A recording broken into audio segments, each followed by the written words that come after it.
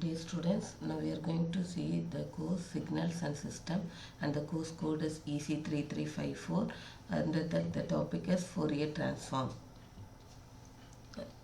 On completion of the Fourier Transform, the students can able to apply the Fourier Transform on continuous time signals. Fourier Transform, the Fourier representation of a periodic signal that can be extended to non-periodic signal by letting the fundamental period t tend to infinity. And this Fourier method of representing non-periodic signal as a function of frequency is called Fourier Transform. So continuous time Fourier Transform. The Fourier transform of a continuous time signal is called the continuous time Fourier transform. Let x of t be the continuous time signal, and the Fourier transform of x of t is x of j omega.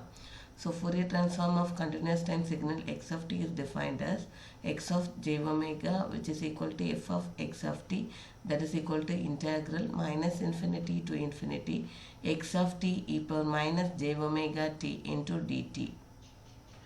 Condition for existence of Fourier transform. The condition for existence of Fourier transform is also called as the Dirichlet condition. The first condition is the signal x of t should be absolutely integrable, that is integral minus infinity to infinity x of t into dt value should be less than infinity, and x of t should have a finite number of maxima and minima within any finite interval, and x of t should have a finite number of discontinuities with any finite interval. Inverse Fourier transform. The inverse Fourier transform of x of j omega is defined as x of t equal to f inverse of j omega equal to 1 by 2 pi integral minus infinity to infinity x of j omega e power j omega t into d omega. Example, find the Fourier transform of the impulse signal. So Fourier transform of x of t is x of j omega, which is equal to integral minus infinity to infinity x of t e power minus j omega t into dt. Here substitute the x of t, which is equal to del of t. So Fourier transform of del of t, which is equal to integration minus infinity to infinity del of t e power minus j omega t into dt. The impulse signal, it holds the amplitude 1 only if t is equal to 0. Substitute this condition. So del of 0 e power j minus j omega 0. So the whole value is equal to 1. So Fourier transform of impulse signal is equal to 1. Find the Fourier transform of double-sided exponential signal.